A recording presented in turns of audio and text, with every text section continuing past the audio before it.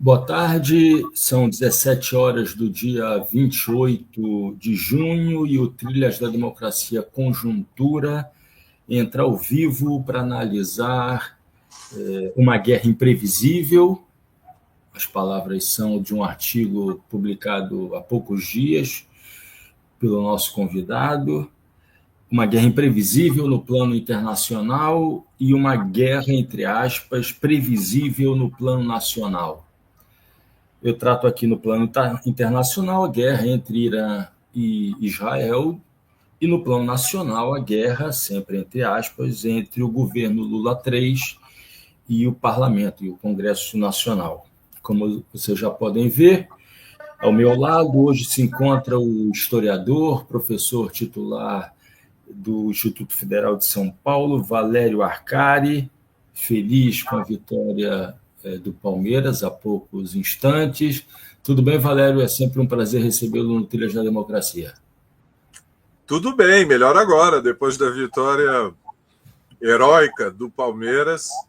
Mas o mundo está muito difícil, né? Então a gente saboreia as vitórias, porque elas nos dão um pouco de algumas alegrias, né? Alguns momentos, né?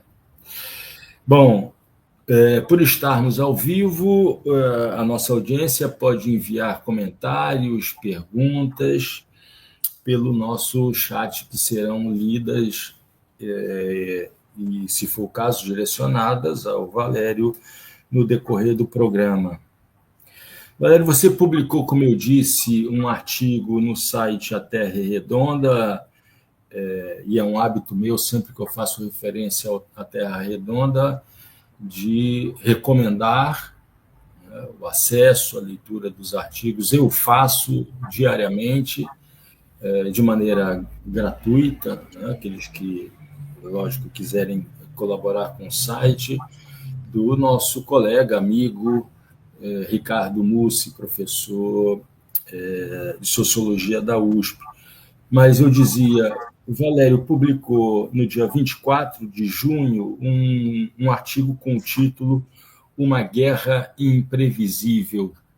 Eu também sempre faço questão de exibir o link, é muito grande, basta entrar no site A Terra Redonda e clicar ou Valério Arcari ou Uma Guerra Imprevisível, você vai ter acesso ao artigo diretamente, ou aos artigos, clicando Valério Arcari, os artigos que Valério vem publicando há tempos no site, na Terra Redonda. Valério, ele propõe duas questões a serem tratadas nessa primeira parte do Trilhas, nos 30 primeiros minutos do Trilhas da Democracia Conjuntura de hoje. A primeira: o Irã dos ayatolás nunca escondeu de ninguém o desejo, a vontade de que o Estado de Israel, de que Israel fosse varrido do mapa. E da mesma forma, Israel, o Estado de Israel, e particularmente agora com a governança do Likud, liderada por Benjamin Netanyahu, nunca escondeu de ninguém a vontade de que a República Islâmica, de que o regime de Teherã fosse derrubado. Passados 12 dias desse conflito, para além do plano bélico militar, que é muito difícil, pelo menos eu me considero muito incapaz de fazer análises nesse campo, né? Mas o que nos importa aqui é o campo político, né? Passados esses 12 dias de conflito, quem saiu mais ou menos fortalecido politicamente ou debilitado politicamente? O governo do Likud, de Netanyahu, ou o regime de Teherã? Essa é uma primeira questão. E a segunda, de respeito àquele que é o grande conflito da atualidade, o conflito entre um império, Estados Unidos, e um novo império que deseja ultrapassar os Estados Unidos na condição do grande império do mundo. Nessa disputa, Valério, travada nesse primeiro quarto do século XXI entre Estados Unidos e China, as guerras travadas por Israel no Oriente Médio têm a capacidade de potencializar uma possível solução bélica para essa luta, quer dizer, uma solução para essa disputa da supremacia no sistema internacional entre aqueles que são os dois maiores PIBs, as duas maiores economias, as duas maiores potências econômicas do mundo. Antes de te passar a palavra, eu só gostaria, e eu gosto sempre de fazer isso, né, ler um trecho desse teu artigo que ajuda a esclarecer essa segunda questão, né, o porquê essa segunda questão foi direcionada a você. Você diz o seguinte em um determinado trecho do artigo: estamos no alvorecer de uma terceira guerra mundial? Você pergunta. Não, ainda não. A perspectiva de um confronto direto entre os Estados Unidos e China não está colocado. Mas nunca existiu uma transição pacífica de supremacia no sistema internacional nos últimos 400 anos. E aí você apresenta num parágrafo aquelas que foram as grandes disputas, né? Londres foi à guerra 4 vezes contra Amsterdã no século XVII até derrotar a Holanda. A Inglaterra foi à guerra contra a França 4 vezes no século XVIII até a derrota de Napoleão em 1815. A Alemanha, com apoio do Japão, empurrou o mundo para 2 guerras mundiais no século XX. Finalizando essa citação, não podemos saber se, diante da ascensão da China, será possível uma passagem concertada de incorporação pacífica aos centros de poder. Não parece, no entanto, a hipótese mais provável. Valério, fique à vontade para responder a primeira questão ou a segunda questão em primeiro lugar. Por favor, Valério. Bom, boa tarde a todos. Uma satisfação, Marco, a estar aqui com você no Trilhas da Democracia, na TV 247. É uma oportunidade valiosa. E começo pela segunda pergunta. Veja, Marco, evidentemente nós estamos numa nova etapa internacional. Do ponto de vista da análise das relações internacionais, a perspectiva da história é incontornável. E nós podemos dizer que, em grande medida, o século XX só terminou em 2015. E cito 2015 em função do que foi o impacto do Brexit, ou seja, a ruptura do Reino Unido com a União Europeia, numa consulta popular em que a mobilização da direita e de extrema-direita foi avassaladora e antecipou o que, em 2016, foi o primeiro mandato do Trump. Ou seja, nós temos 10 anos em que uma nova situação internacional se abriu, porque nas relações internacionais, quando pensamos no sistema internacional dos Estados, o conflito entre os Estados Unidos e a China deu um salto de qualidade, passou para outro patamar, e quando pensamos no terreno da estrutura das sociedades contemporâneas, um terreno que na linguagem marxista nós chamamos a luta de classes, o fenômeno fundamental foi uma fratura no interior das classes dominantes, das potências imperiais que dão sustentação à tríade, muito clara na União Europeia, com a ascensão das correntes da extrema-direita, numa primeira fase, e diretamente da liderança neofascista, numa segunda fase, e nos Estados Unidos. E, portanto, um deslocamento da relação social de forças com uma divisão das camadas médias, sejam as classes médias tradicionais, sejam as camadas intermediárias da classe trabalhadora, e um deslocamento reacionário deste colchão de amortecimento da dominação social burguesa e uma condição defensiva da classe trabalhadora, dos movimentos sindicais, dos movimentos de mulheres, dos movimentos de direitos humanos, dos movimentos ambientais, dos movimentos feministas, dos movimentos antirracistas. Então, o século XX foi, finalmente, ironia da história, olhando retrospectivo, um longo século XX. Você sabe que Hobsbawm inspirou a ideia de que o século XX tinha se encerrado com a restauração capitalista.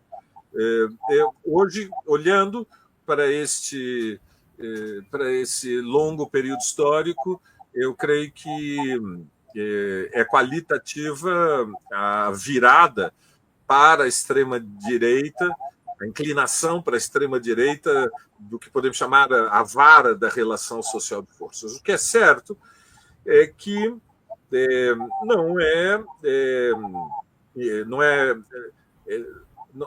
é acidental, ou seja, é a disputa da supremacia ocidental da Troika, liderada pelos Estados Unidos, ou seja, a União Europeia com o Reino Unido, com os Países Baixos, com o Canadá, com a Austrália, com Nova Zelândia. Há uma ascensão de forças de extrema-direita, neofascistas, que estão se preparando para um confronto com a potência que está numa condição subalterna, que é a China, a ascensão chinesa. Como se vai resolver este conflito é o dilema do século. E, evidentemente, há duas hipóteses fundamentais. Depois elas se subdividem em subhipóteses, mas as dois campos fundamentais, os dois campos de possibilidades para usar uma imagem, são uma transição concertada ou uma transição conflitual. A transição concertada não tem precedentes históricos. Que não tenha acontecido, Marco, não quer dizer que não possa acontecer, evidentemente, porque o perigo apocalíptico do que seria uma guerra mundial é um fator de contenção do ímpeto contra-revolucionário das correntes neofascistas. Mesmo os neofascistas são conscientes do que significaria um colapso da vida civilizada. Mas nunca aconteceu no passado, Marco. Então, seria necessário que a Troika, em geral, a União Europeia, o Reino Unido, mas especialmente os Estados Unidos, tivesse uma liderança consciente de que não é possível ninguém vencer uma terceira guerra, que não há uma solução militar para a disputa da supremacia, que, portanto, teria que prevalecer com negociações com compensações mútuas, que significa um recuo dos privilégios que a União Europeia e os Estados Unidos têm no mercado mundial e no sistema de Estados. Esta hipótese ela não está descartada, mas hoje por hoje, e pode mudar, não é a mais provável. E, portanto, nós temos que seriamente considerar o perigo de uma guerra mundial não nuclear. Porque tampouco é verdade que uma guerra que viesse a ocorrer seria necessariamente uma guerra nuclear. E nós tivemos, nesta guerra de Israel contra o Irã, a entrada dos Estados Unidos, há uma semana atrás, com o bombardeio mais devastador desde o final da Segunda Guerra Mundial. Ou seja, os superbombardeiros e as superbombas, Marco, são a arma mais terrível do arsenal norte-americano, à exceção das armas nucleares. E elas foram testadas pela primeira vez. E não foi gratuito que Trump, que tinha revelado surpresa com a decisão de Netanyahu de iniciar a guerra, um dia depois do prazo limite que o próprio Trump tinha imposto ao Irã, ao regime de Teherã, para uma resposta definitiva ao ultimátum que lhe foi dado sobre as centrais de enriquecimento de urânio. E, embora tenha sido arrastado para a guerra, Trump não hesitou diante da oportunidade, considerando que Israel, nos primeiros 10 dias, tinha destruído a defesa aérea do Irã e, portanto, não haveria perigo real e imediato dos seus superbombardeiros eventualmente serem derrubados, de usar as armas que tinha. Ele deu uma demonstração de força. E essa demonstração foi sob, digamos, o ultimátum definitivo para a Igreja, Partido, Exército da República Islâmica, mas ela é uma sinalização, Marco, para Moscou e para Beijing. Aqueles que nos acompanham, sejamos claros, o que Trump disse foi: isto é o do que nós somos capazes. Ninguém no mundo tem esse arsenal de guerra. Vão encarar? Então, é uma sinalização preventiva dos Estados Unidos que eles estão dispostos a usar armas não nucleares para conter, bloquear, intimidar, em primeiro lugar, a China e a Rússia, mas, a rigor, todo o mundo e qualquer governo e qualquer regime que, em algum lugar do mundo, desafie a supremacia norte-americana no sistema de Estado. Eu creio, portanto, que foi uma demonstração de força de Trump. Em grande medida, como nós não temos as imagens das superbombas, né? Nós não temos, ao contrário do que começou a acontecer na invasão do Iraque, agora de forma espantosa, na invasão da faixa de Gaza e no bombardeio de Israel contra o Irã, nós não tivemos imagens. Então, as centenas de milhões de pessoas que viram a invasão da invasão de Israel na faixa de Gaza, elas tinham imagens do bombardeio dos mísseis iranianos sobre Israel, e, em uma medida menor, alguma imagem dos bombardeios de Israel no Irã, mas mais limitada.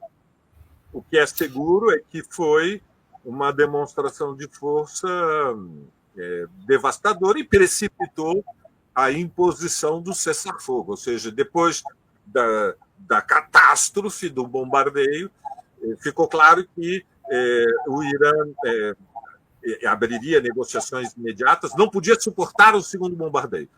Isto posto, quero fazer um alerta tão importante, ou talvez até mais do que tudo que eu disse até agora. Vejam, as guerras, Marco, ao contrário do que pensa a maioria das pessoas, é uma ilusão de ótica, elas não se resolvem com bombas. As guerras não são vencidas só com bombas. São muitos os fatores que são qualitativos, decisivos para decidir o desfecho, o desenlace de uma guerra. Evidentemente, a agenda do Estado de Israel era derrubar o regime iraniano. E a aposta de Netanyahu foi que, com o bombardeio das centrífugas e com o bombardeio da infraestrutura militar do Irã, seria possível, sem um ataque frontal aos centros urbanos do Irã, e em particular a Teherã, disparar um gatilho que seria uma sublevação popular contra o próprio regime liderado pelo Ayatollah Khamenei. Isto não se confirmou. Então, isso tem uma certa importância. E os Estados Unidos, desde o início, também sabia que sem tropas no terreno, boots on the ground, ou seja, sem uma invasão terrestre do Irã, não seria possível derrubar o regime iraniano por uma força militar, ou seja, só o bombardeio aéreo transforma o Irã num cemitério de ruínas, como fizeram na faixa de Gaza, mas não permite derrubar o governo, a menos que fosse a centelha de uma revolução democrática. Mas esta hipótese da revolução democrática contra o regime iraniano não foi confirmada ao longo das últimas 2 semanas. Valério, antes de você entrar na primeira questão, que é aquela do enfraquecimento e fortalecimento dos 2 governos, a Selma de Faria 1748, insiste aqui para que eu te faça a seguinte pergunta, que está em duas partes. Gostaria de ter, se possível, uma pergunta respondida. Esse genocídio televisionado e constante em Gaza é uma atrocidade que os países veem e nada fazendo. Deixa eu... para dar continuidade. Qual o órgão que foi criado pelos países para, quando há um absurdo desses, intervir de forma efetiva? Ou teremos que continuar a ver barbáries contra a humanidade e ficarmos parados? Eu acho que a Selma está fazendo referência ao direito internacional, que foi para o espaço da sistema da ONU, claro. O sistema da ONU que entrou em frangalhos e não de hoje. Mas, de toda forma, eu gostaria de te repassar essa pergunta, Valério, e que você falasse sobre isso, né? Como claro. Essa crise internacional passa também pela crise do direito internacional e das suas instituições, né? Veja, Selma, foi constituída ao final da Segunda Guerra Mundial uma superestrutura política inspirada em uma série de cartas e de documentos, a Declaração Universal dos Direitos Humanos, e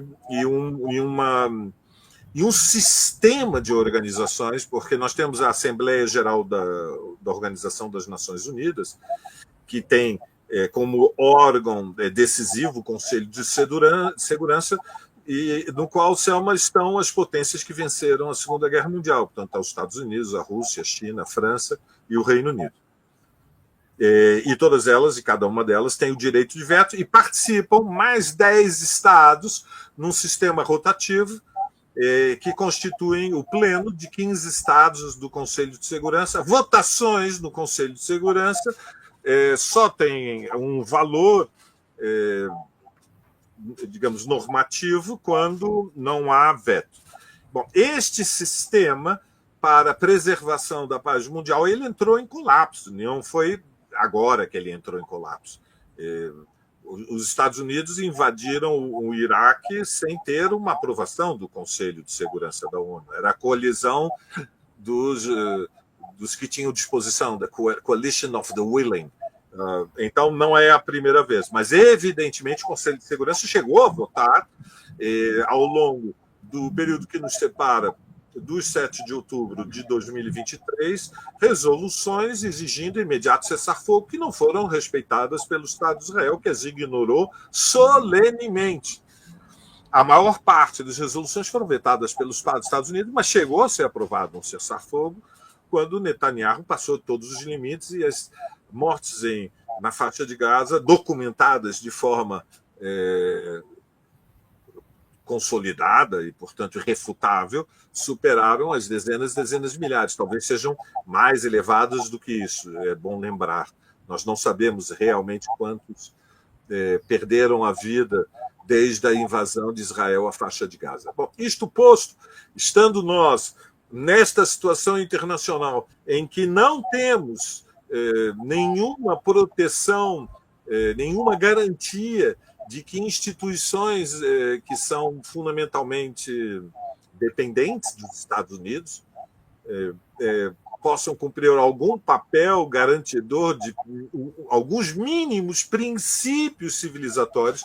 Bom, isto posto, a disputa é um faroeste, portanto, é num terreno do vale tudo, Selma. Eu lamento, eu sei que isto vai perturbar a sua noite, mas é bom nós termos uma consciência lúcida do grau de insegurança no qual nós vivemos no mundo em que está se impondo a lei do mais forte. Ou seja, em última análise, o que nós vimos nos últimos 15 dias, Marco, o que foi? Não foi senão a demonstração de que Tel Aviv, com um governo de extrema-direita, com alas neofascistas incorporadas ao seu interior, não tem nenhum limite, nenhum pudor, nenhuma escrúpulo de levar adiante uma guerra de conquista da faixa de Gaza com métodos de genocídio e uma estratégia de limpeza étnica, ou seja, de expulsão definitiva dos palestinos que vivem da faixa de Gaza do que historicamente foi a Palestina histórica. Isto se chama limpeza étnica, isso significa uma estratégia racista de domínio colonial com erradicação da população derrotada. É disso que se trata. E, por outro lado, Valério, só para acrescentar e contribuir com a pergunta da Selma, nunca devemos esquecer que nos anos 90 aconteceram duas grandes guerras civis que foram permeadas por propósitos de limpeza étnica, e a ONU não foi forte o suficiente para barrar essa barbárie. Eu estou falando do que aconteceu em Ruanda, em 1994, e o que aconteceu durante uma década na ex-Iugoslávia. Claro. Né? Ou seja, no caso da Iugoslávia, dentro do terreno europeu, dentro do território europeu. Né? Quer dizer, a Primeira Guerra após o fim da Segunda Guerra Mundial. Só para contribuir com o Selma, Valério, por favor. Já havia precedentes. O massacre dos Tutsis pelos Hutus foi algo, como você disse, uma atrocidade. Agora, o massacre palestino, e tivemos a Guerra dos Balcãs, né? Massacre da população bósnia, Srebrenica, genocídio. Bom, segundo demonstração de que o que prevalece é a força, é que os Estados Unidos sinalizaram com um bombardeio sobre as instalações das centrais de enriquecimento de urânio um abuso de poder, ou seja, os Estados Unidos ele manteve desde o final da Segunda Guerra Mundial e ainda tem a posição clara de hegemonia, de supremacia no sistema internacional do Estado. Sejamos claros, a China está numa condição subalterna, vem se fortalecendo, mas é uma potência subalterna. A China não está no centro de poder, portanto está na defensiva, acumulando forças, ganhando tempo, na defensiva. E, portanto, não responde. É provocada, mas não responde. Não quer medir forças, recua. Mas os Estados Unidos eles estão perdendo o que era a sua vantagem relativa. Tem muitas vantagens, mas uma das vantagens relativas era a sua superioridade econômica. E aqueles que nos acompanham, acho que é preciso deixar claro, ainda que os Estados Unidos sejam a maior potência econômica do mundo, a diferença com a China vem se reduzindo. E, portanto, já não é um fator qualitativo. É um fator, mas é quantitativo. Há uma diferença entre qualidade e quantidade. E quando nós pensamos a superioridade ideológica, a superioridade cultural, vejam, saíram pesquisas que revelam que a escala mundial, a imagem externa de Israel é mais nociva do que favorável. Há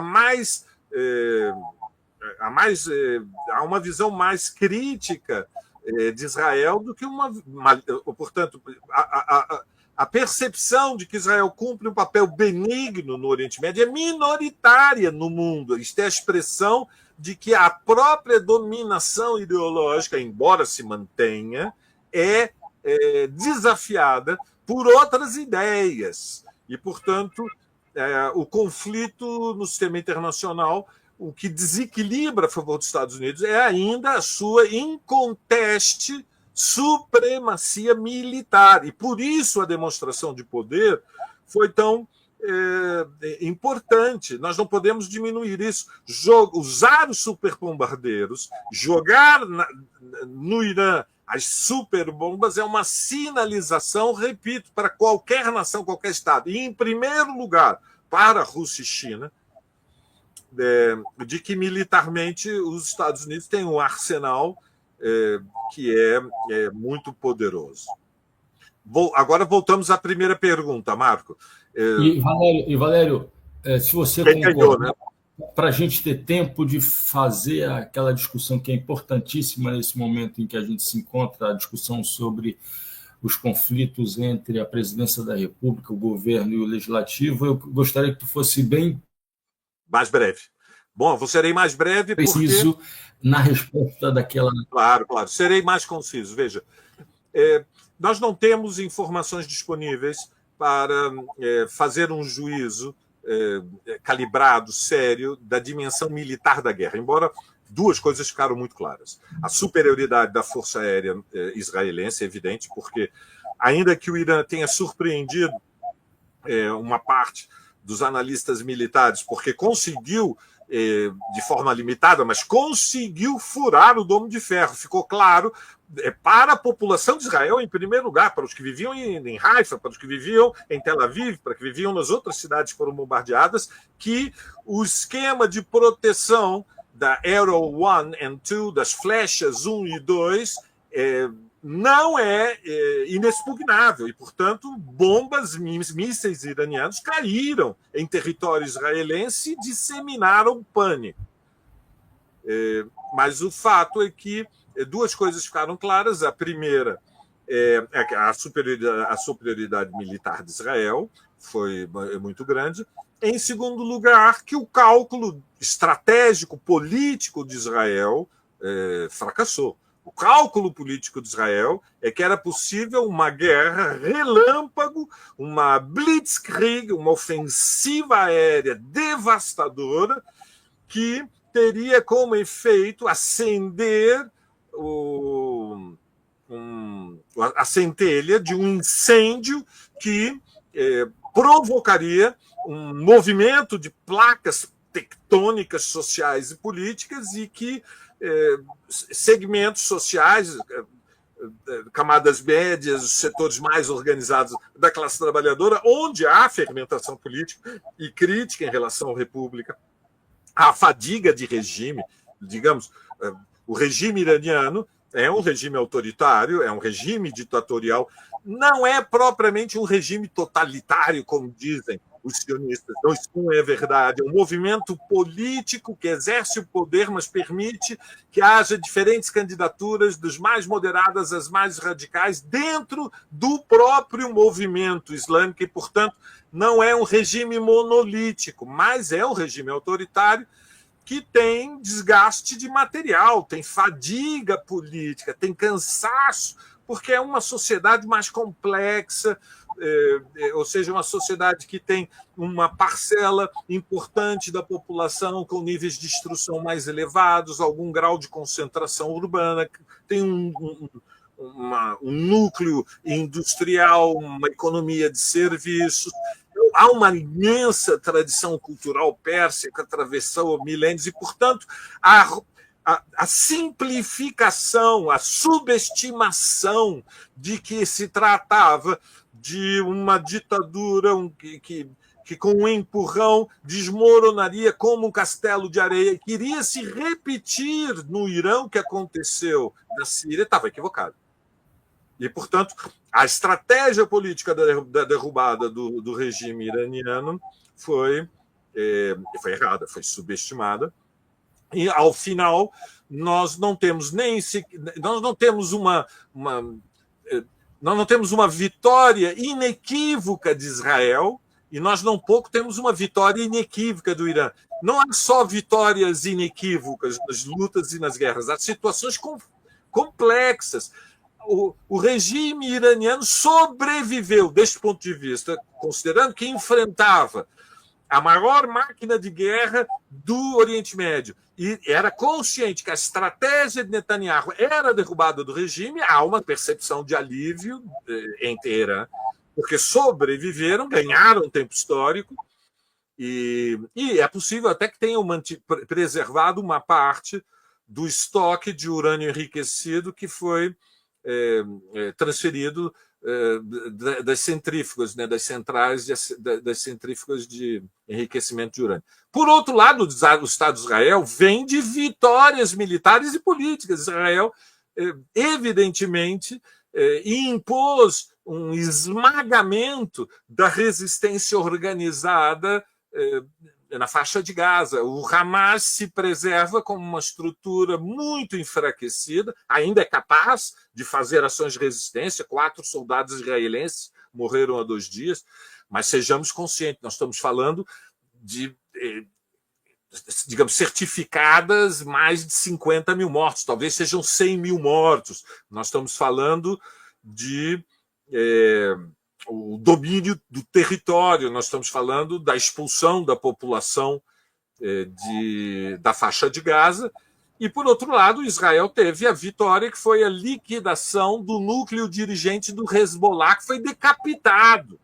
Então, a rigor, o governo Netanyahu também ganhou tempo político de vida e conseguiu, e essa talvez tenha sido a sua vitória política mais importante, Marco, arrastar o Washington para o bombardeio e o engajamento militar na guerra, que não era a posição original de Washington, que duvidava desta estratégia ultra-radical de apostar na derrubada do regime iraniano. E, portanto, embora alinhado Trump com Netanyahu, não houve alinhamento incondicional dos Estados Unidos com Israel. Portanto, o balanço é mais mediado, é mais contraditório, mas creio que o mais importante é que, finalmente, houve um cessar-fogo. Isto também é, para todos nós no mundo, mesmo nós na América Latina, tão distantes, um alívio, ou seja, a escalada militar deixava o mundo cada vez mais perigoso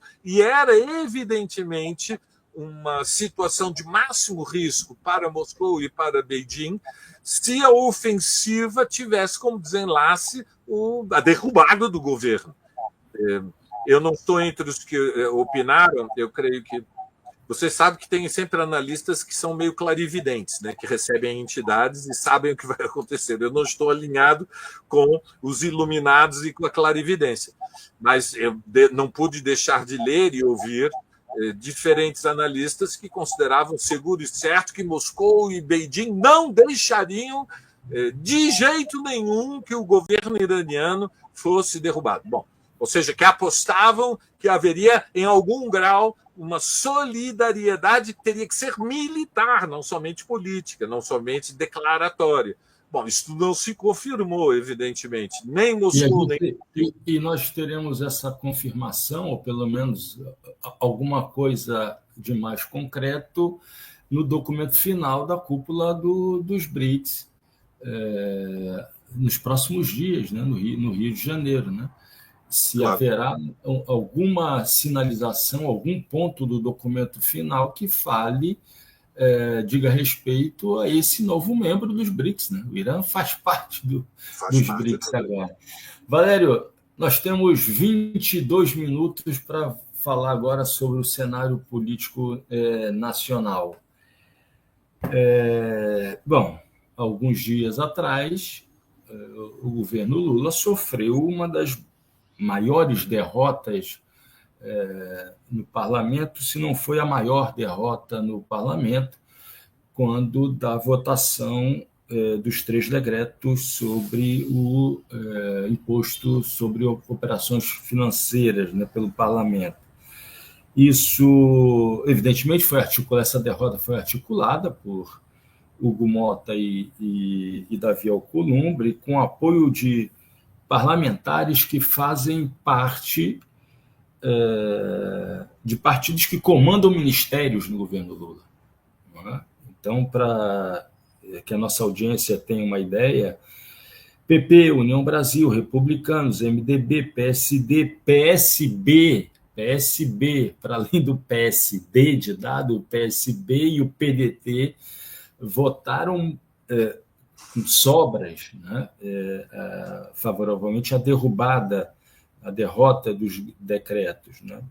E, nesse sentido, Valério, eu gostaria de trazer aqui para o nosso diálogo um artigo que foi publicado pelo cientista político Luiz Felipe Miguel, sempre no A Terra Redonda, em que ele fala que nós chegamos a um determinado ponto, a expressão agora é minha, um ponto de inflexão, numa mudança no próprio regime político brasileiro, não uma mudança formal, mas uma mudança de fato. Cito aqui o primeiro parágrafo desse artigo, que eu também recomendo mais pelo conjunto de críticas que ele faz do que necessariamente sobre as soluções que ele apresenta, né? A solução final que ele indica. O parágrafo primeiro é o seguinte: a derrota de ontem, a derrota do decreto do IOF, do governo federal, confirmou de maneira cabal o que já sabíamos. O eixo do poder mudou no Brasil. A presidência da República está enfraquecida e mergulhamos em um parlamentarismo sui generis, em que o Congresso manda, mas não assume responsabilidades. É o pior dos mundos. Valério, o eixo do poder mudou no Brasil? Sim, não. O problema é sempre como é que calibramos a análise, sabes, Marco? O tema, a nova república acabou, surgiu imediatamente depois das jornadas de junho, lembramos? Agora, esta ideia de que a votação de quarta-feira encerrou digamos, a fórmula de presidencialismo de coalizão, né, que é este desenho da divisão de poderes institucional peculiar ao Brasil. Sim, não. Veja, eu sou muito cuidadoso com todo tipo de catastrofismo, inclusive na análise. Tenho muito respeito pelo Luiz Felipe Miguel e pelo Safatli, por outros que têm desenvolvido um pouco esta ideia. A rigor, a ameaça mais séria que a democracia liberal teve no Brasil foi o golpe institucional de 2016 e, na sequência, o interregno de um mandato usurpador de Temer que abriu o caminho para a eleição de Bolsonaro. E Bolsonaro testou todos os limites do regime porque ele queria reverter o regime para um regime autoritário. E nesse processo teve avanços e recuos e finalmente foi derrotado. A ideia de que a democracia liberal é insustentável no Brasil é uma ideia que tem uma longa tradição na elaboração marxista, ou seja, a democracia liberal nos países periféricos, na América Latina, na África, da Ásia, não é sustentável porque não existem na periferia, nos países periféricos do capitalismo, que ocupam um lugar periférico, são as ex-colônias, dentro do mercado mundial, não existe um colchão social de amortecimento do conflito entre capital e trabalho e, portanto, a preservação da ordem imperialista leva a que, inexoravelmente, se imponham regimes autoritários em que as burguesias internas são frágeis, são burguesias compradoras, dependem em grande medida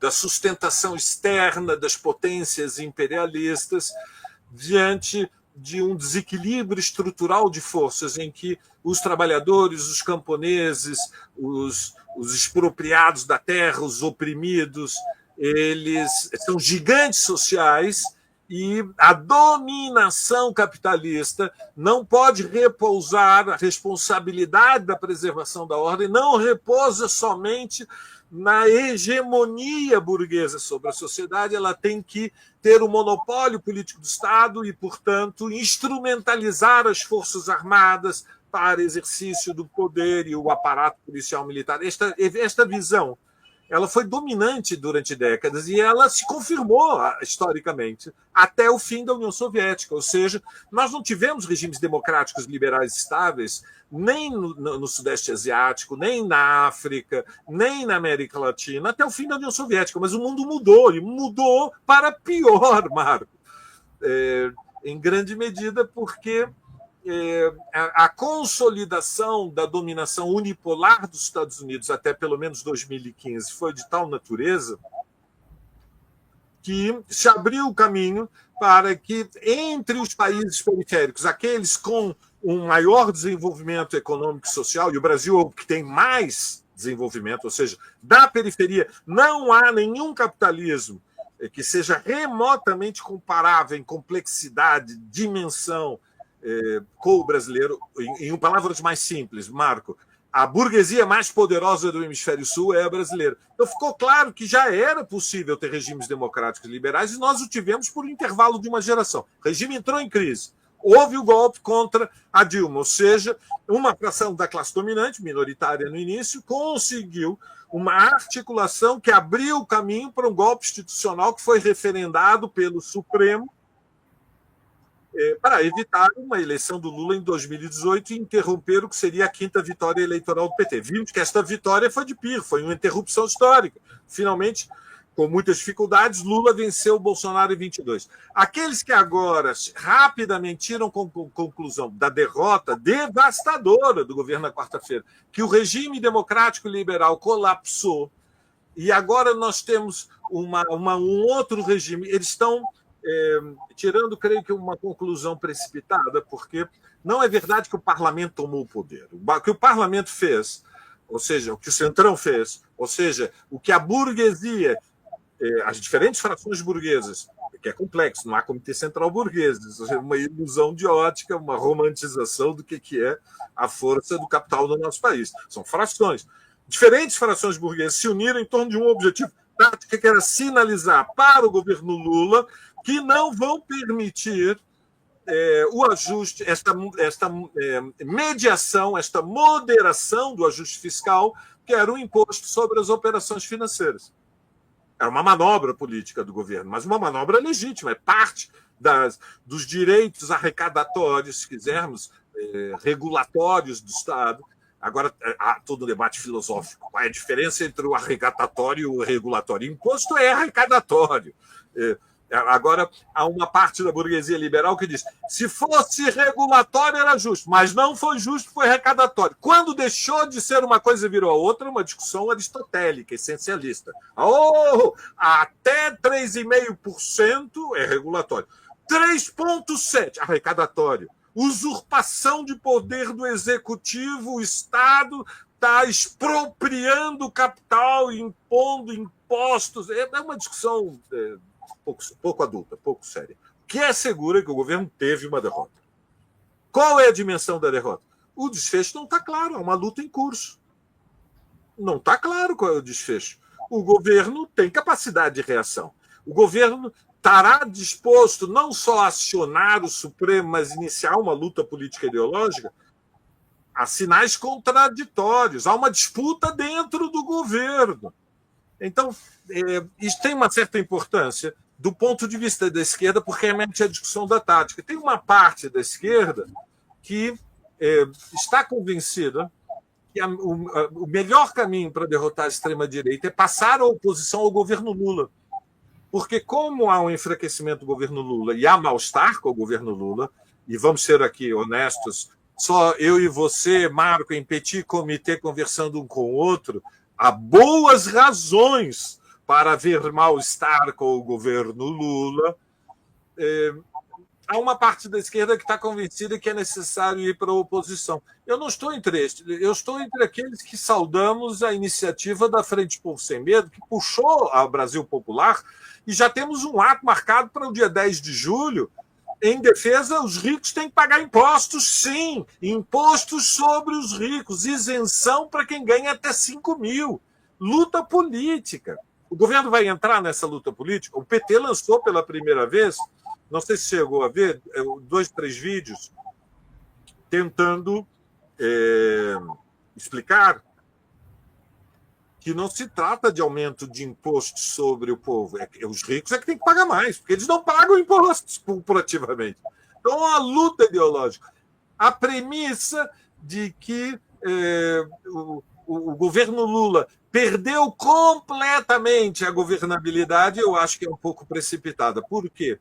Porque eu creio que o que nós vimos na quarta-feira foi uma derrota, mas de uma tática política. E o governo pode mudar de tática política. A tática que foi derrotada é a da governabilidade a frio, ou seja, é a tática de convidar o Centrão no domingo, dia 8 de julho, para fazer uns comes e bebes com o Fernando Haddad e convencer o Davi Alcolumbre e o Hugo Motta, entre uma entrada e outra, que é possível uma solução negociada com o aumento das bets, e o governo fazendo pressões. Olha, a gente tem a carta, a gente pode botar na mesa, vamos suspender os privilégios da Previdência Militar. Não, Alcolumbre, não pode mexer com as Forças Armadas. Não, mas tem a carta das bets. Não, mas as bets nós não. As bets até pode ser. Mas e o LCA e LCI? Não, os títulos do crédito que favorecem o agronegócio não pode ser. Então, encerrando, a governabilidade a frio, ela repousa em bases muito frágeis. E eu vou encerrar por 3 razões. A primeira é que o Centrão ainda centra de frente para o governo Lula, mas está saindo de costas. É uma manobra de ilusão. É como nas antigas feiras populares havia aquela casa do jogo dos espelhos, que fazia os gordos parecerem magros e os gigantes parecerem baixinhos. É um jogo de espelhos. Então, o primeiro fator fundamental é que o Centrão está considerando seriamente a possibilidade de uma unidade em torno de um candidato com a extrema-direita, se ele não for o Bolsonaro. Pode ser até alguém da família. Então, o Centrão, e nós falamos especialmente do quinteto, né, que em grande medida tem como eixo o PSD do Kassab, mas passa pela União Brasil e pelos progressistas, passa pela União Liberal, com os republicanos, e tem o PSD. O quinteto ele está se deslocando para procurar um acordo com a extrema-direita, portanto, com o Tarcísio, que seria a pré-candidatura. Então, isso é um primeiro... Só uma parte muito rápido, são ossos do ofício, mas eu assisti ontem a uma entrevista dada por Michel Temer, uma repórter da Jovem Pan em Santa Catarina, num evento que está acontecendo por lá. E Michel Temer, quer dizer, explicitou o desejo da formação de uma frente de direita e que tenha como base 5 governadores. Né? E esses 5 governadores, desses 5 governadores, em função das pesquisas, dos cálculos políticos, seria o representante, e todos os outros teriam que declinar no decorrer do processo, de uma candidatura uníssona, única, na linguagem, né, muito poluda do Michel Temer, seria o candidato antirradicalismo, antirradicalização da sociedade brasileira. E desses 5 governadores, evidentemente, aquele que foi destacado foi exatamente o governador de São Paulo. Então, na verdade, existe já uma movimentação, uma articulação em curso, claro, né, que vem se acelerando na constituição de quem vai ser o candidato e com que bases políticas, né, de sustentação. Por favor, Valério. Claro, exatamente isso. Então, este é um fator-chave que explica o tensionamento da semana passada. Ou seja, Hugo Mota e Alcolumbre deram uma rasteira no governo, tinham feito um acordo, romperam com o acordo, e digamos, botaram para quebrar a sua maneira. Eles disseram para o Palácio do Planalto: vai encarar? 380 votos, vai encarar? Muito bem. A premissa de que não há saída para o governo se não recuar diante desse desfecho desfavorável, dessa derrota, na minha opinião, uma conclusão precipitada. Não está claro. O governo pode ou não recuar? Qual é a maior probabilidade? A rigor, nós não sabemos, porque está, digamos, mais ou menos transparente que o governo está em debate interno, que há divisões dentro do governo sobre o que fazer. Está considerando diferentes hipóteses. E, à sua maneira, o Haddad tem sinalizado que há diferentes hipóteses. Há a hipótese de recorrer ao Supremo, há a hipótese de abrir uma nova negociação com o Centrão em torno de um novo projeto, com cortes provavelmente maiores, mas também com mediações com algum tipo de imposto. E, finalmente, há uma terceira hipótese, que é o governo decidir por uma semana ou duas ir para a luta política. Porque o que está em disputa não é pouca coisa. Né? O que está em disputa é se o arcabouço fiscal virou de novo teto de gastos ou não, para usar uma imagem. O arcabouço fiscal era um teto de gastos com desconto. Mas havia um desconto. E agora o que o Congresso está dizendo é que acabou a hora para o desconto, porque nós já vimos que vocês estão manobrando.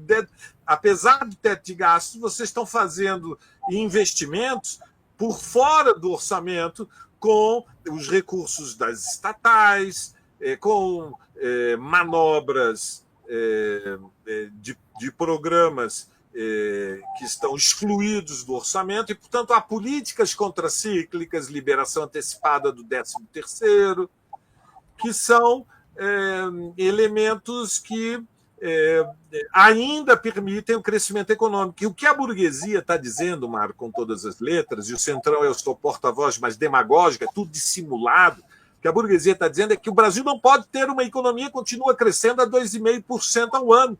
Não pode. Por quê? Porque isso significa que os custos produtivos continuam muito elevados, com 40 milhões de carteiras assinadas, o desemprego chegando a um piso de 6%.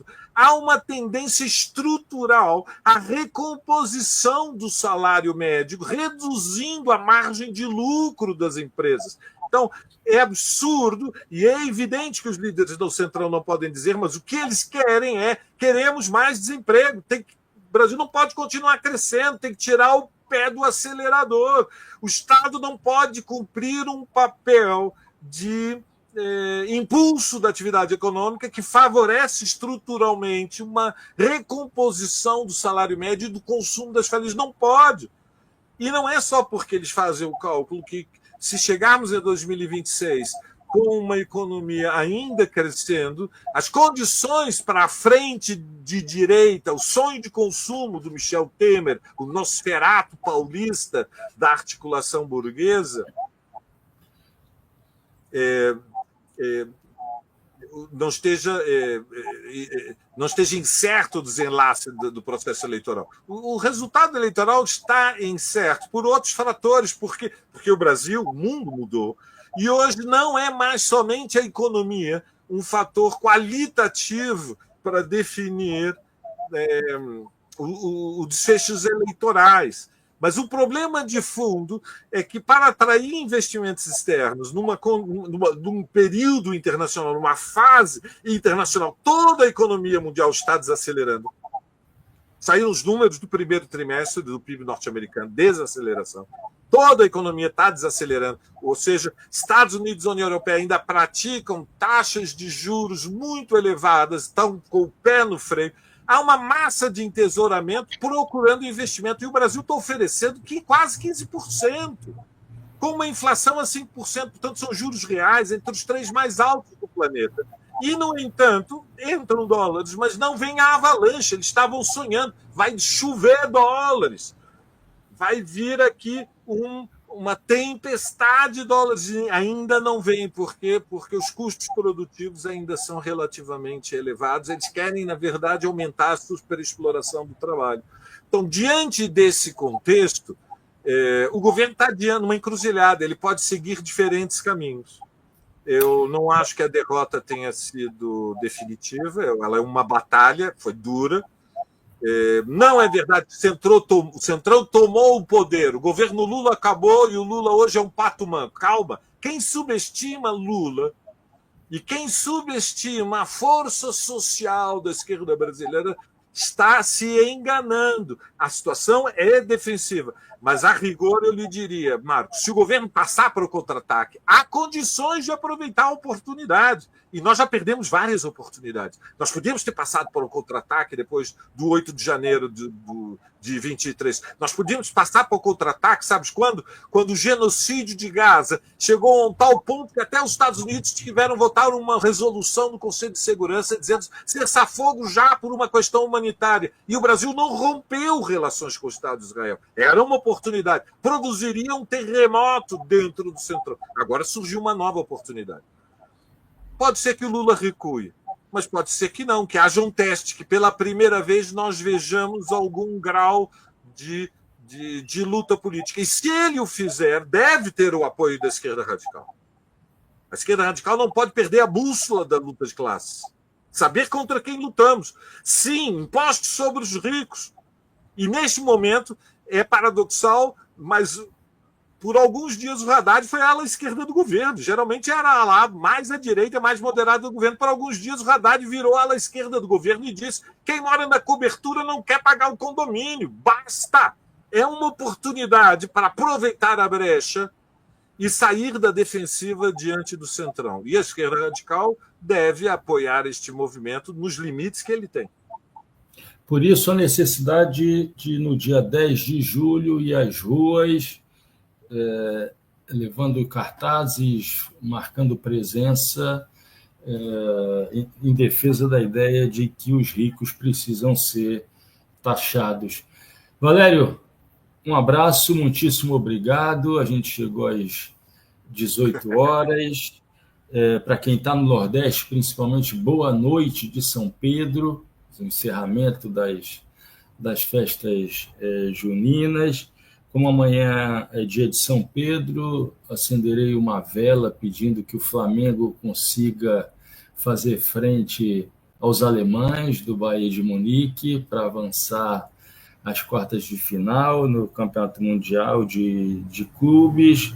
E não percam amanhã, às 15 horas, numa entrevista que já foi gravada, com o historiador e professor da Unirio, Flávio Limonsic, com o seguinte título, que é uma pergunta, e eu já adianto que a resposta a essa pergunta não foi nem um pouco de causar otimismo. A pergunta é: ainda é possível uma solução consensuada para as guerras de Israel? Já adianto que as respostas não foram muito satisfatórias do ponto de vista de quem defende a paz e a democracia como o caminho para a resolução dos conflitos. Não percam. Valério, mais uma vez, muitíssimo obrigado. É sempre muito bom contar contigo para fazer análises de conjuntura internacional e nacional. Grande abraço. Sei que você tem um compromisso agora. Muito obrigado por ter aceitado participar desse Trilhas de hoje. Suas últimas palavras. Obrigado. Foi uma alegria. Avante palestra! Vai Flamengo! Viva São Pedro! Um abraço. Opa!